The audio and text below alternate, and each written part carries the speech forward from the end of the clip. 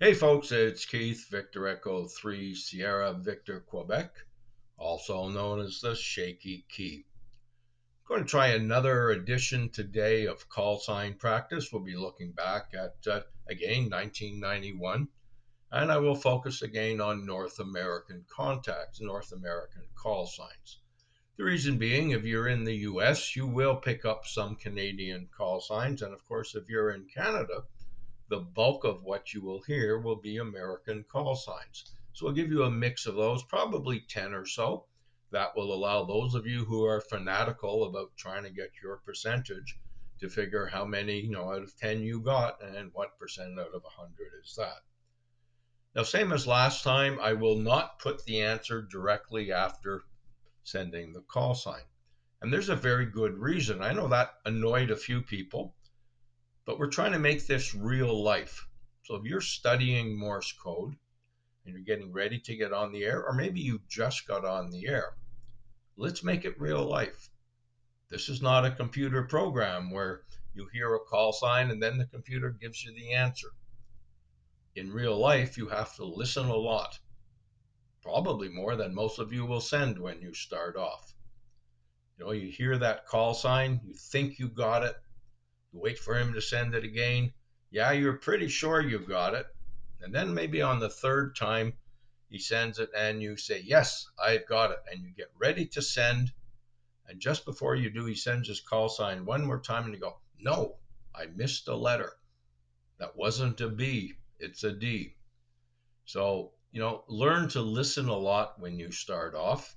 And that's the way I'm doing it this way so that you get used to doing this in real life. I've listened to some call signs, who knows, a dozen times, trying to figure out what the operator was sending. Remember, real life, people send far differently than computers do. Computers are always 100% perfect code. People, no, not going to happen. So again, I will use a straight key. It will be whatever I do. Depends how tired I am, and today I am tired. So, some of it may get a little sloppy, but that's real life. I may make mistakes and have to correct. That's real life. No one is perfect, especially when you're brand new and starting off. Expect those things to go wrong. Expect that you will copy call signs wrong, that maybe you will send call signs wrong. It's all part of the CW journey. So here we go. The 1991 call signs again, mixture of North American ones. Hope you enjoy. The answers will be down below at the end. Here we go.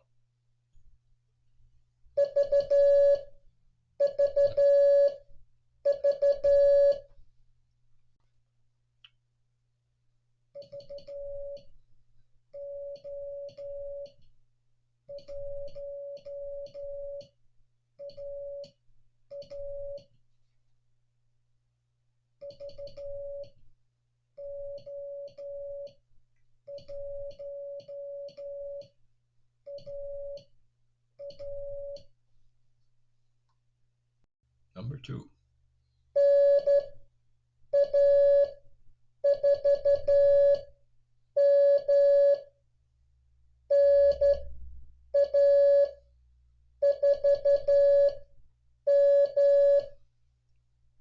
Number three.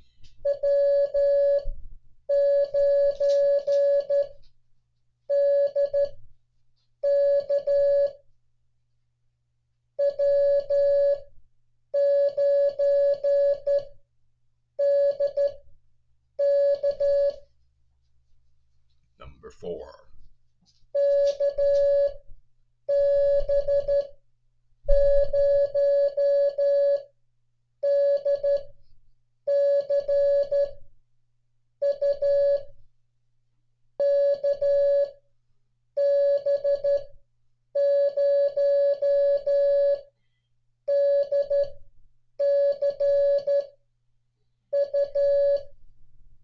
Number five.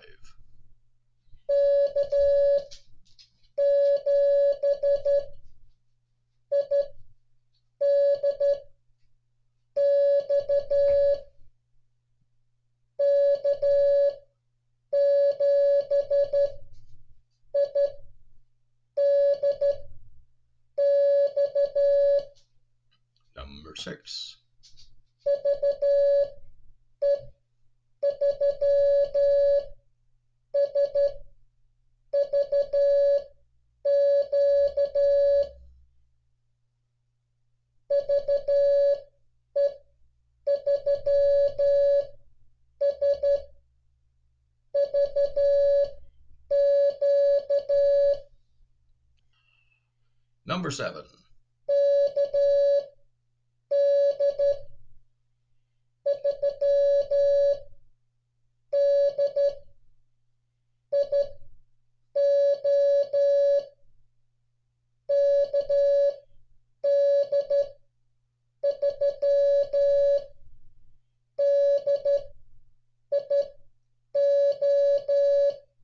Number 8.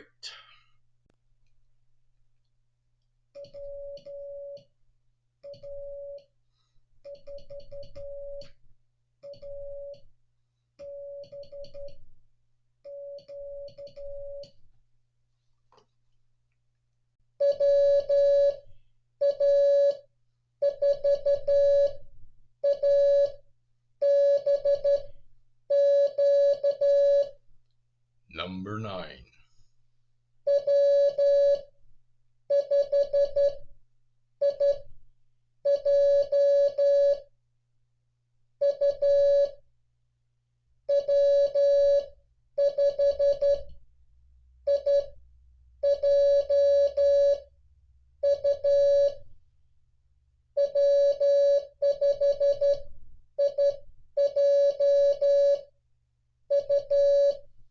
And this was a DXpedition station.